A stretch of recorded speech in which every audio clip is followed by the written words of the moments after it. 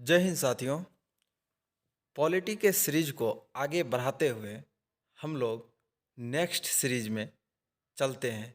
आज हम लोग बात करेंगे मौलिक अधिकार के बारे में, फंडामेंटल राइट्स के बारे में। हम साथियों बात केवल वन डे एग्ज़ाम के पर्सपेक्टिव से करेंगे, क्योंकि इसमें केवल हालांकि पढ़ेंगे फाउंडेशन के तरह, लेकिन क्वेश्चन के आधार पे पढ़ेंगे। वन लाइनर क्वेश्चन पर विशेष महत्व हम लोग रखेंगे और उसको देखते हुए रिवीजन के तौर पे करते हुए आगे बढ़ जाएंगे। सबसे पहले देखते हैं मौलिक अधिकार के बारे में। यह भाग 3 में, संविधान के भाग 3 में अनुच्छेद 12 से 35 तक रखा गया है। मूल अधिकार की विचारधारा अमेरिका से ली गई है। तो यहाँ पहला क्वेश्चन बना कि मूल अधिकार किस देश से लिया गया है। तो यह विचारधारा मतलब वहाँ के मतलब विचारधारा मतलब जो लिया गया है, तो मूल अधिकार अमेरिका से लिया गया है। व्यक्तित्व के विकास के लिए जो अधिकार आवश्यक है उसे मूल अधिकार कहते हैं। तो ये इस पे ज़्यादा ध्यान नहीं देना है, क्योंकि हम वन लाइनर ये करेंगे, लेकिन आपको समझने के लिए कि मूल अधिकार किसे कहते हैं। एक व्यक्ति को विकसित रूप से जीने के लिए या व्यक्तित्व के विकास के लिए जो अधिकार मतलब जो जरूरी है, का आवश्यक है, उसे मूल अधिकार कहते हैं। जैसे शिक्षा, आवास, चिकित्सा, सुरक्षा, भोजन, रोजगार। सोचिए, अगर आपको शिक्षा नहीं मिलता है, आप अनपढ़ रहते हैं, तो आप सोचने में सक्षम नहीं होंगे और कुछ भी कर सकते हैं, गलत सही आपको पता नहीं चलेगा। आवास नहीं है, आपको रहने में प्रॉब्लम है, कभी वर्षा कभी धूप, कहाँ रहेंगे आपके बच्चे। सही चिकित्सा नहीं है, चिकित्सा मतलब सही आपको मेडिसिन मतलब इलाज नहीं है। आप कोई भी व्यक्ति छोटा सा बीमारी से बड़ा बीमारी की तरफ जा सकता है। सुरक्षा नहीं है, कहीं भी आप लुट सकते हैं। भोजन नहीं है, भूखे पेट आप जीवित नहीं रह सकते हैं, काम नहीं कर सकते हैं। रोजगार के बिना आपका भोजन नहीं चलेगा। तो कई सारे फैक्ट हैं जो मूल अधिकार में दिया गया है। मूल अधिकार वाद योग या न्याय योग है। इसका मतलब क्या हुआ? कहने का मतलब, आप अगर मूल अधिकार आपको नहीं दिया गया तो आप इस पे न्यायालय जा सकते हैं। न्यायालय जा करके इस पे मतलब बहस कर सकते हैं। योग्य है मतलब वाद योग्य है, अर्थात मौलिक अधिकार को लेकर न्यायालय जा सकते हैं। मौलिक अधिकारों का उल्लंघन होने पर अनुच्छेद 32 के अनुसार सर्वोच्च न्यायालय, सुप्रीम कोर्ट तथा अनुच्छेद 226 के अनुसार उच्च न्यायालय, हाई कोर्ट जा सकते हैं। अगर आपको मूल अधिकार में कोई जब दिक्कत होती है तो आप सुप्रीम कोर्ट और हाई कोर्ट दोनों जगह जा सकते हैं। हालांकि दोनों का आर्टिकल अलग अलग है। मूल अधिकार को लेकर जब हम सुप्रीम कोर्ट जाएंगे तो अनुच्छेद 32 के अनुसार जाएंगे, और जब हम हाई कोर्ट जाएंगे तो अनुच्छेद 226 के अनुसार जाएंगे। मौलिक अधिकारों का संरक्षक सर्वोच्च न्यायालय है। मौलिक अधिकारों का संरक्षक कौन है? ये सभी क्वेश्चन एक लाइनर है। सर्वोच्च न्यायालय इसका संरक्षक है। 26 जनवरी 1950 के समय 7 मौलिक अधिकार थे। कहने का मतलब है जब यह लागू हुआ तो 7 मौलिक अधिकार थे, लेकिन वर्तमान में 6 ही है। क्यों?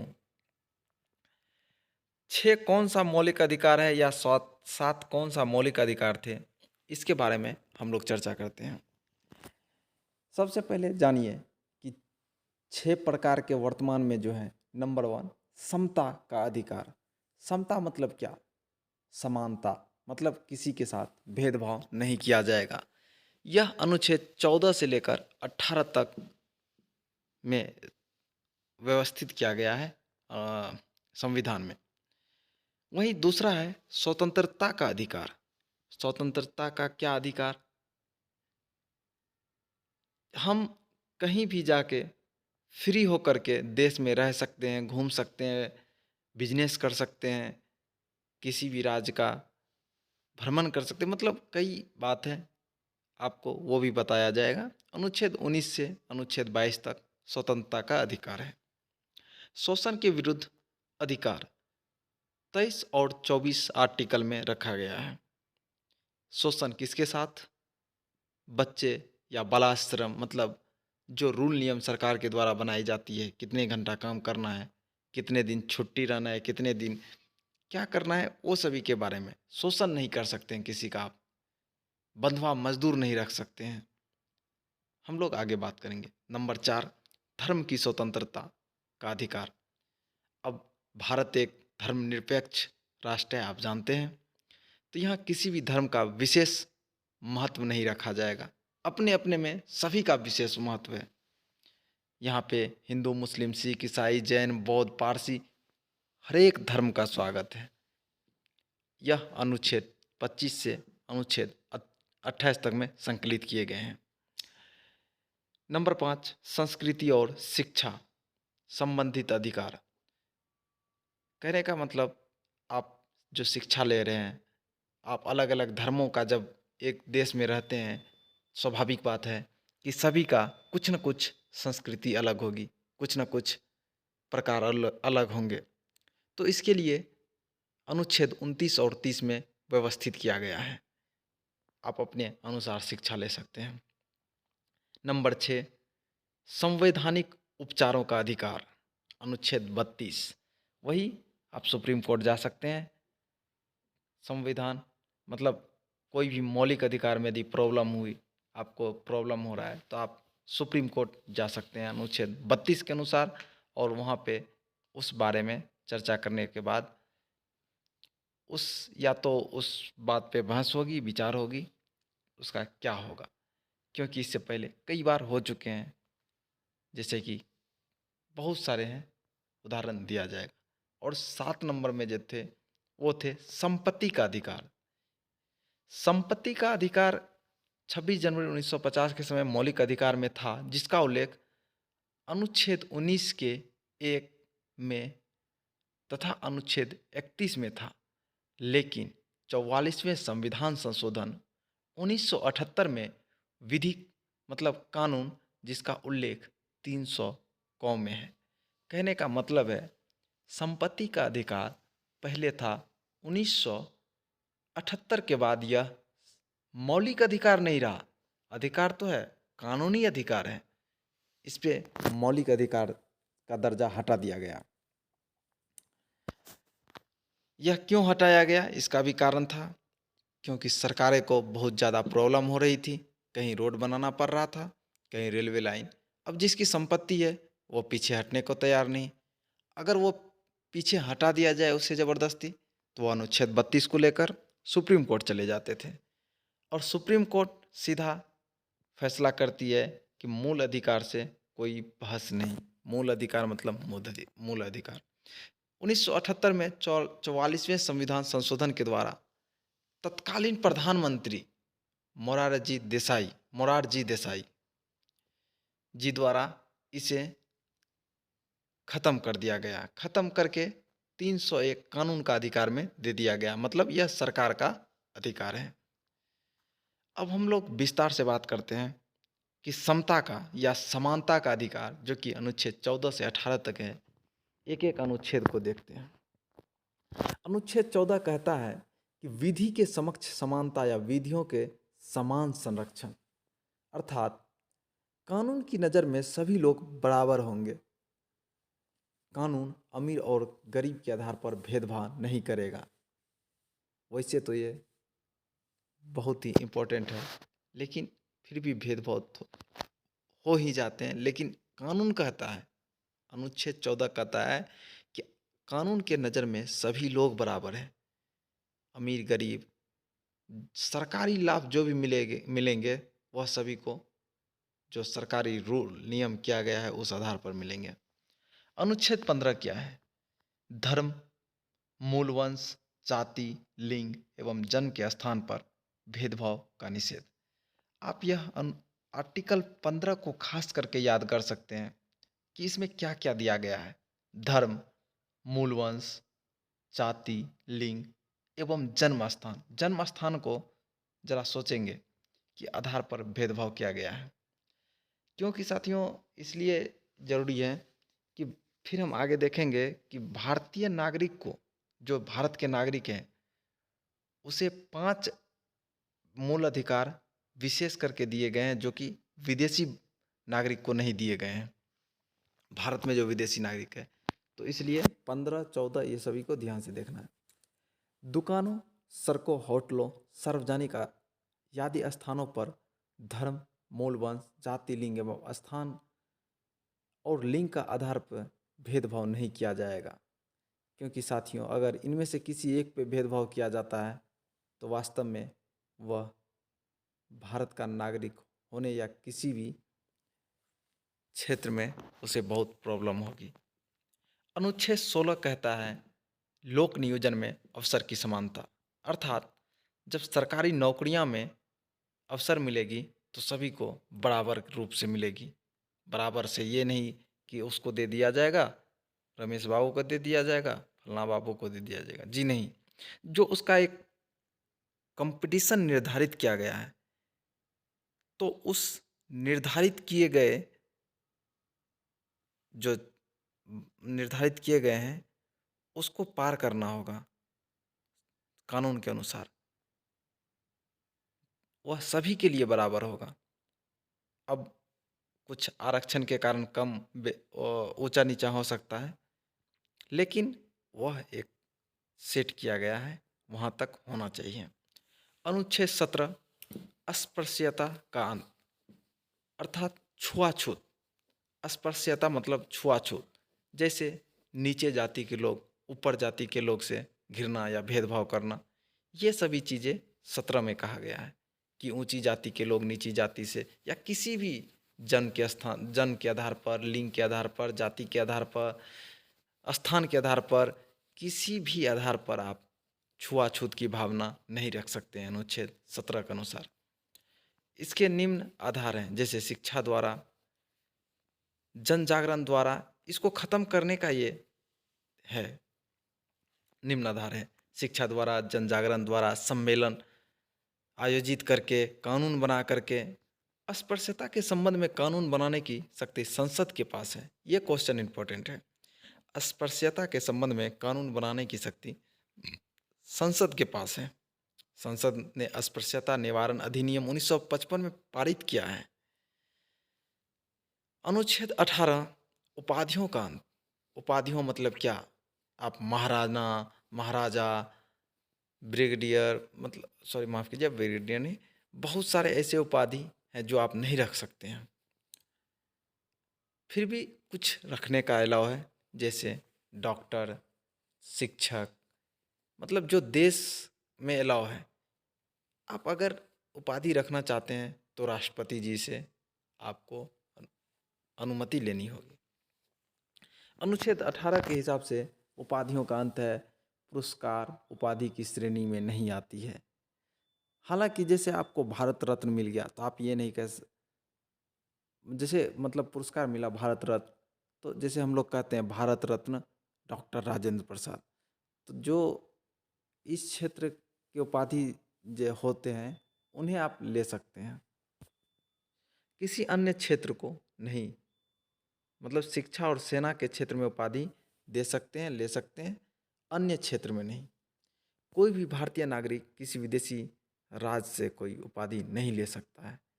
साथियों, जो भारतीय नागरिक हैं वह किसी विदेशी राज्य से कोई उपाधि नहीं ले सकते। हाँ, ले सकते हैं, लेकिन इससे पहले आपको सरकार से, राष्ट्रपति से अनुमति लेनी होगी। कोई विदेशी नागरिक जो भारत सरकार के अधीन लाभ या विश्वास के पद पर है, किसी विदेशी राज्य से कोई भी पुरस्कार या भेंट राष्ट्रपति की अनुमति से ले सकता है। हाँ साथियों, अब दूसरा क्या है? मौलिक अधिकार। दूसरा है स्वतंत्रता का अधिकार, अनुच्छेद 19 से 22 तक में। अनुच्छेद 19 वाक स्वतंत्रता। वाक मतलब क्या साथियों? बोलने की। आप बोलने की आपको स्वतंत्रता है 19 आर्टिकल में। वही 19 आर्टिकल 19 में भी 7 प्रकार हैं। चलिए देखते हैं। अनुच्छेद 19 वाक स्वतंत्रता मतलब बोलने की स्वतंत्रता।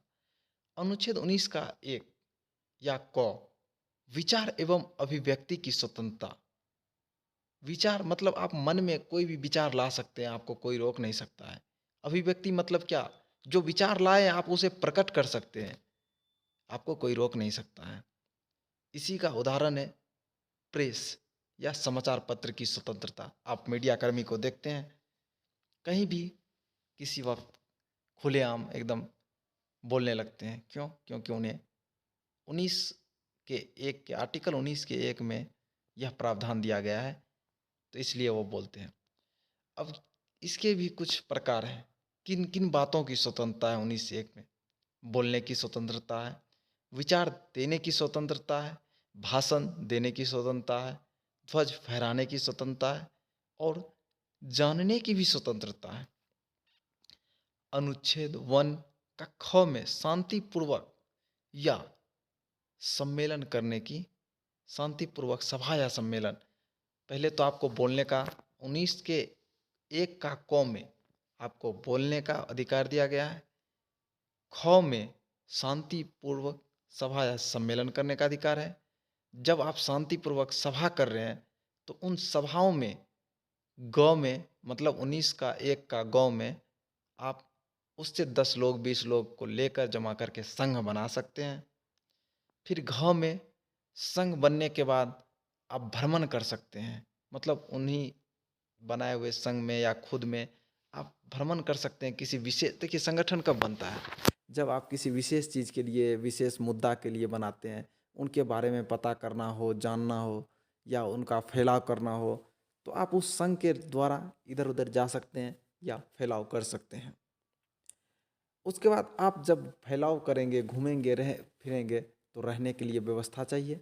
तो अंग में कहने का मतलब 19 का 1 का अंग में कहीं पर बसने की भी स्वतंत्रता है। भारत के आप किसी भी राज्य में बस सकते हैं।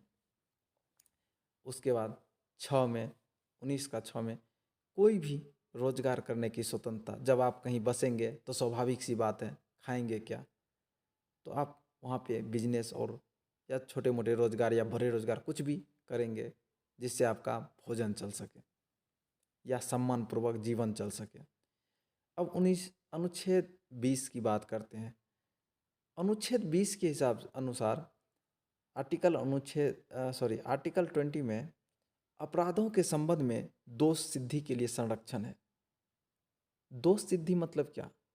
जब आप कोई गुनाह करते हैं, कोई गलती करते हैं या नहीं भी करते हैं, आप पे कोई ये कर दिया कि केस कर दिया, फायर कर मुकदमा कर दिया, तो आप तब तक दोषी नहीं माने जाएंगे जब तक आप पे सिद्ध नहीं हो जाएगा कि आपने दोष किया है। तो इसके लिए आपको कुछ अधिकार देते हैं, जैसे किसी भी व्यक्ति को तब तक दंडित नहीं किया जा सकता है जब तक वह कानून का उल्लंघन ना करे। उस व्यक्ति को वही दंड दिया जाएगा जो उस कानून के उल्लंघन पर निर्धारित है, एक्स्ट्रा नहीं कर सकते हैं। एक बार कानून का उल्लंघन करने पर एक ही बार दंड दिया जाएगा, एक से अधिक बार नहीं दिया जाएगा। ये नहीं कि हमने एक बार एक आदमी को हाथ तोड़ दिया तो उसका दंड है मेरा भी हाथ तोड़ दिया जाए। हालांकि ऐसा नहीं है, मैं आपको समझाने के लिए कह रहा हूँ। तो इसका मतलब ये नहीं कि एक बार हाथ तोड़ दिया तो फिर मैं ठीक हो गया हूँ फिर तोड़ दिया, जी नहीं। जो भी कानून का नियम है, एक दंड का मतलब एक सजा का, एक गुनाह का एक ही दंड दिया जाएगा, नॉट आरक्षण। अब महिला के लिए आरक्षण है, ओबीसी एससी एसटी के लिए भी आरक्षण है। शिक्षण संस्थान आर्थिक आधार पर 10% आरक्षण सामान्य गरीब को। ये सभी अनुच्छेद 20 में आते हैं। अनुच्छेद 21 प्राण एवं दैहिक स्वतंत्रता। अनुच्छेद 21 प्राण एवं दैहिक स्वतंत्रता का क्या मतलब हुआ? आप खुद की भी जान नहीं ले सकते हैं, ये हुआ इसका। आप खुद अपने शरीर को आत्महत्या करने से आपको रोकना पड़ेगा। देह की भी स्वतंत्रता है। सर्वोच्च न्यायालय द्वारा दिए गए निर्णय के अनुसार निम्न मौलिक अधिकार प्राप्त हैं अनुच्छेद 21 के अनुसार। शादी करने का अधिकार है। निजता का अधिकार है, गोपनीयता। आप पर्सनल बातों को या आपकी पर्सनल बातों को कोई लीक कर देता है, कभी ऑडियो फॉर्म में या कभी फ़ोटो खींच के या बहुत सारे, तो इसमें आप कोर्ट जा सकते हैं, क्योंकि यहाँ पे आपकी प्राइवेसी का उल्लंघन हो रहा है, जिससे आपको समाज में नीचा दिखाया जा सकता है। तो आप निजता का आपको अधिकार है। चिकित्सा पाने का अधिकार, शिक्षा का अधिकार, ये सुप्रीम कोर्ट का निर्णय था, अनुच्छेद 21 का क में रखा गया है, ये जरूरी है। प्रदूषण मुक्त जल पीने का अधिकार, आवास का अधिकार, विदेशी यात्रा का अधिकार। जी हाँ, ये इम्पोर्टेंट है, विदेशी यात्रा का अधिकार। आप अनुच्छेद 21 के के द्वारा ही विदेशी यात्रा कर सकते हैं। फुटपाथ पर व्यापार करने का अधिकार। जी हाँ, जब हम लोग को बोलता है कि फुटपाथ पर अधिकार नहीं है, जहाँ पे संभव हो वहाँ पे आप फुटपाथ पर भी बिजनेस कर सकते हैं। फांसी में विलंब का अधिकार। फांसी में मतलब क्योंकि ये है ही प्राण एवं दैहिक स्वतंत्रता, तो फांसी जब किसी को दी जाती है तो उससे बचने के लिए आप कई तरीके, 3-4 तरीके लास्ट होते हैं, राष्ट्रपति जी तक जाते जाते, तो इस आर्टिकल का उपयोग करके वह बचने की कोशिश करता है। अब वहीं अनुच्छेद 21 का क मैंने आपको बता दिया कि शिक्षा का अधिकार है। यह क्यों? 6 वर्ष से 14 वर्ष के बच्चे को निःशुल्क एवं अनिवार्य शिक्षा, यह 86वां संविधान संशोधन 2002 के द्वारा लागू किया गया है। और यह मौलिक अधिकार का मतलब ही होता है कि होना ही चाहिए। नीति निदेशक तत्व का मतलब होता है कि हुआ तो हुआ, नहीं हुआ तो नहीं हुआ, लेकिन मौलिक अधिकार का मतलब होता है कि होना ही चाहिए। अनुच्छेद 22, कुछ दशाओं में गिरफ्तारी एवं निवारक कानून से संरक्षण। अनुच्छेद 22 कहता है कुछ दशाओं में गिरफ्तारी एवं निवारक कानून से संरक्षण। किसी भी व्यक्ति को तब तक गिरफ्तार नहीं किया जाएगा वह कानून का उल्लंघन जब तक ना करा हो। व्यक्ति को गिरफ्तारी का कारण बताया जाएगा। जब भी आपको कोई गिरफ्तार करने आएगा या मुजरिम को, तो वह सबसे पहले उसका कारण पूछेगा, उसका अधिकार है, और उसको मनपसंद वकील रखने का भी अधिकार दिया जाएगा। गिरफ्तारी, व्यक्ति को गिरफ्तारी की तिथि से 24 घंटे के अंदर निकटतम मजिस्ट्रेट के सामने पेश किया जाएगा।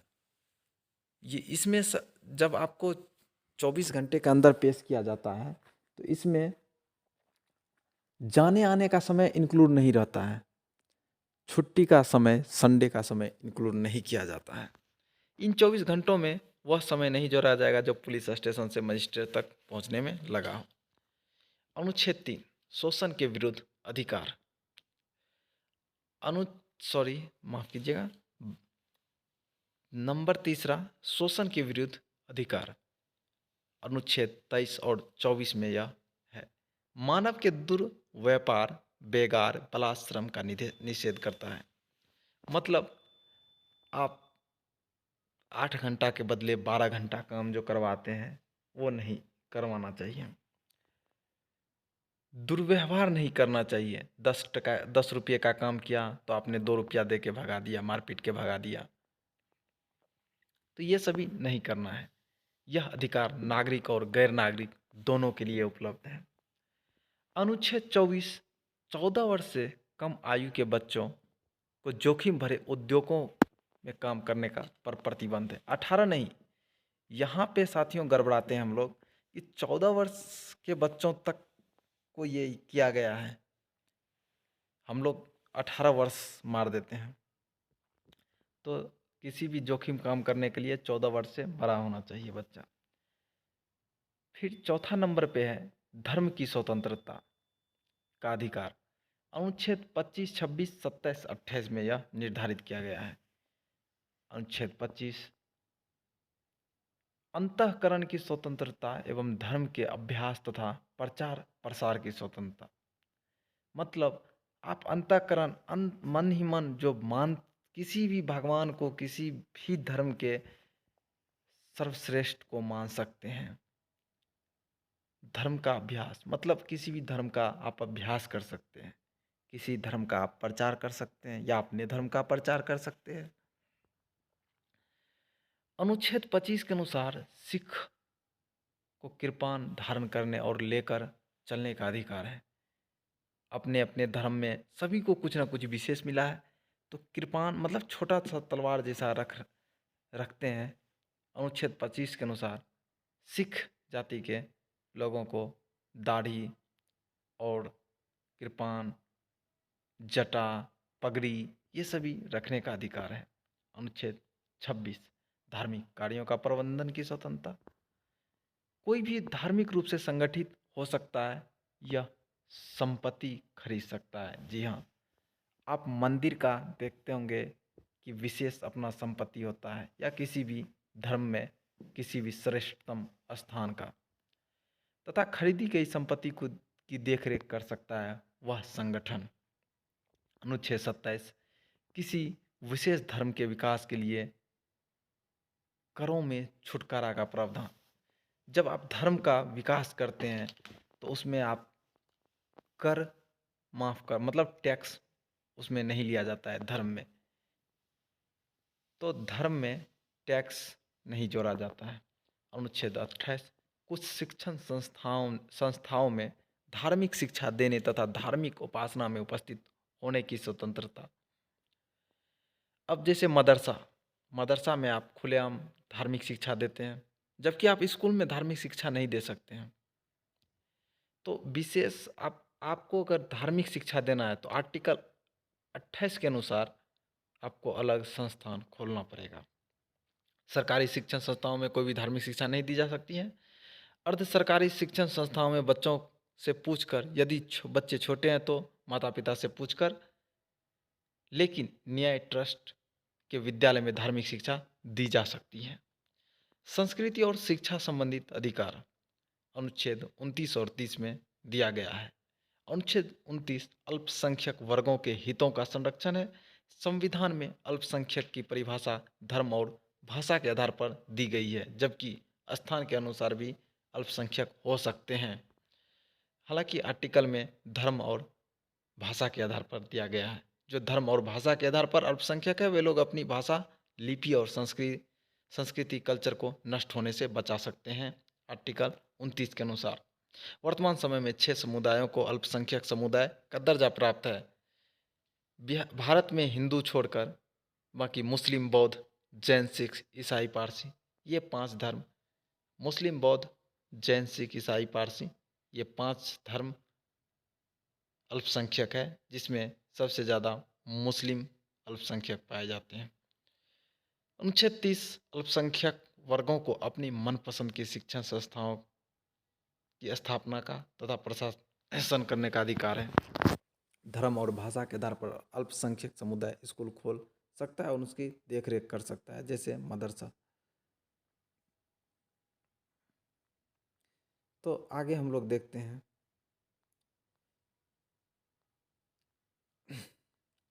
संवैधानिक उपचारों का अधिकार। अब यदि आपको कोई दिक्कत है तो आप जाएंगे कहाँ? मौलिक अधिकार में प्रॉब्लम हुआ तो कहाँ जाएंगे? तो इसके लिए आप अनुच्छेद 32 का उपयोग करके संवैधानिक उपचारों के लिए सुप्रीम कोर्ट जा सकते हैं। डॉक्टर भीमराव अंबेडकर ने अनुच्छेद 32 को संविधान की आत्मा कहा है। मौलिक अधिकारों का उल्लंघन होने पर अनुच्छेद 32 के अनुसार सर्वोच्च न्यायालय जा सकते हैं। मौलिक अधिकार को दिलाने के लिए 5 प्रकार की रिट जारी याचिका जारी करता है। याचिका का अर्थ होता है आदेश, प्रलेख, लेख मतलब ऑर्डर। बंदी प्रत्यक्षीकरण, हॉबियस कॉर्पस मतलब बंदी को मजिस्ट्रेट के सामने पेश करो। जब आप रीट जारी करते हैं तो इसमें 5 प्रकार की रीट होती है। केवल अभी आप जान लीजिए, टाइम ज़्यादा हो रहा है। दूसरे वीडियो में हम लोग बात करेंगे कि रीट होती क्या है। नंबर 2 परमादेश, मैंडेमस, प्रतिषेध, प्रोहिबिटेशन, उत्प्रेषण, सटियोरियरी, अधिकार परीक्षा, कोवेरेंटो। ये 5 रीट हैं। हम आगे बात करेंगे नेक्स्ट वीडियो में। जय हिंद।